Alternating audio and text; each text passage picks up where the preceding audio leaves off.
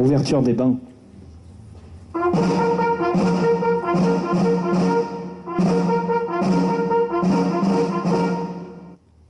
Au drapeau.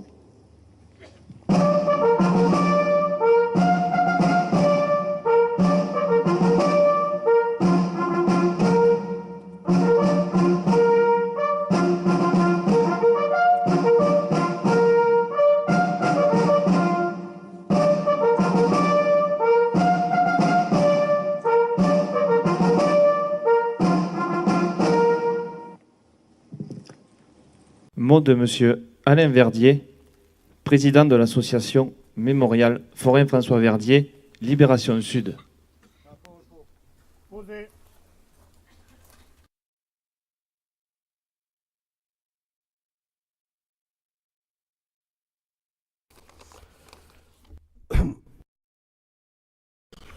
Monsieur le préfet, mesdames et messieurs les représentants des autorités civiles et militaires, madame la présidente du conseil régional, monsieur le président du conseil départemental, monsieur le maire de Toulouse, mesdames et messieurs les représentants des élus, mesdames et messieurs les représentants des associations de déportés, d'anciens combattants, monsieur le principal, mesdames et messieurs les professeurs, mesdemoiselles, messieurs les collégiens, mesdames et messieurs, chers amis,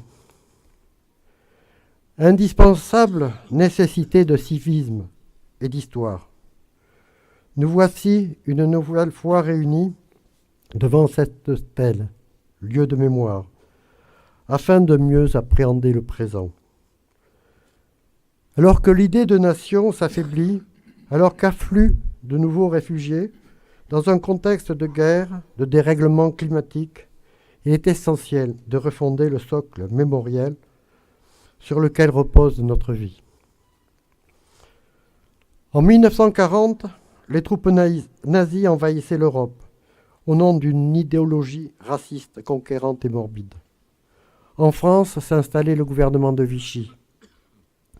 Les lois républicaines abolies, commençait alors le règne de l'antisémitisme, de la collaboration, des déportations.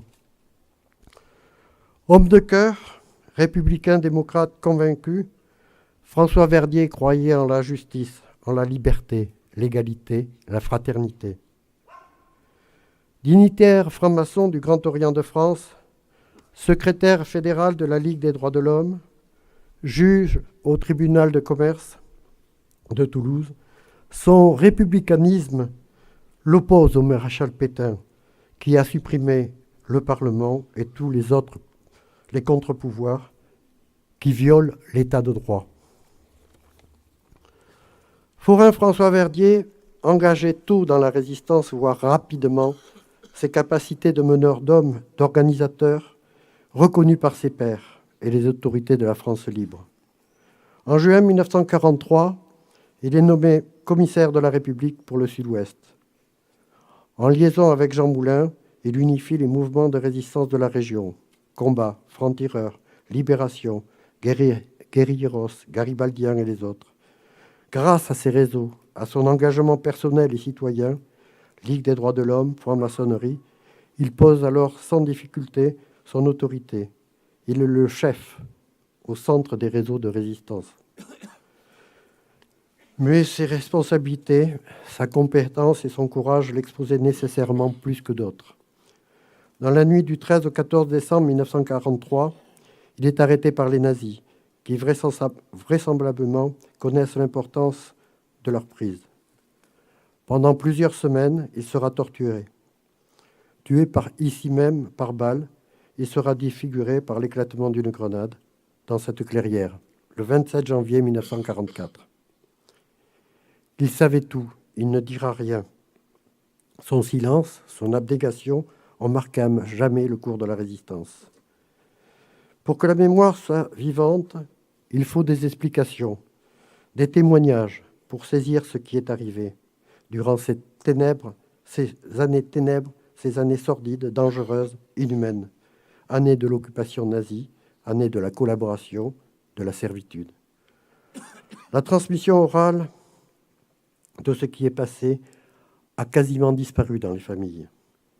Ici, nous rendons hommage aux femmes et aux hommes qui ont su dire non à l'intolérable, qui ont su faire vivre les valeurs de la République, qui ont su affirmer le nécessaire respect de la dignité humaine, qui ont osé faire face à l'occupant nazi, à sa doctrine d'asservissement, raciste et fasciste, à l'outrance de la barbarie, à la volonté d'oppression, de soumission.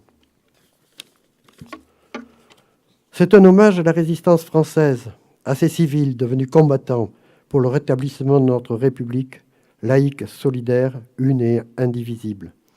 La laïcité étant ce ciment qui permet notre cohésion, notre vivre ensemble. Reconnaissance aussi au Conseil national de la résistance, qui, ayant la claire conscience de ses devoirs, de ses hautes responsabilités, qui, avec non seulement cette volonté de victoire de la liberté sur l'oppression, pour le rétablissement d'une démocratie économique et sociale, a su prévoir un programme et le faire appliquer après la libération. Universalité des principes pour lesquels la résistance a combattu.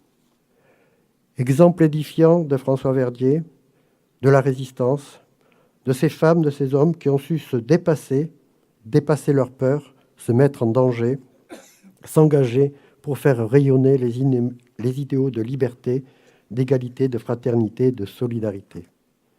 Combat d'hier, lutte d'aujourd'hui. Je vous remercie.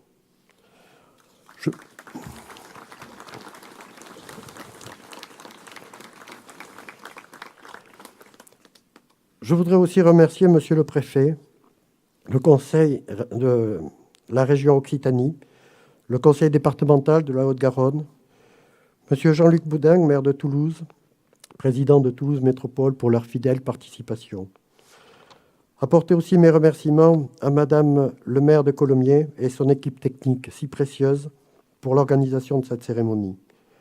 Aux municipalités, aux élus ici présents, municipalités de l'Union, de Léguevin, de Pibrac, de Beaupuy, venus ici en délégation, tous les élus ici présents, à l'Office national des eaux et forêts et au syndicat mixte de Bouconne, et aux élèves et professeurs du collège forain François Verdier de l'ESAT. Merci à l'association DSAL, à Patrick Jubert et Jean-Claude Dupuy-Barter pour la sonorisation qu'ils assurent en ce lieu si particulier. Merci à vous, les porte-drapeaux, à vous tous pour votre soutien, votre fidèle présence. Je vais maintenant laisser la parole à M. Bouviala, principal du collège François Verdier de l'ESAT, et ensuite les élèves nous présenteront leur travail. Ensuite, nous entendrons l'allocution de M. Pascal Nakache, président d'honneur de la Ligue des droits de l'homme de Toulouse. Je vous remercie.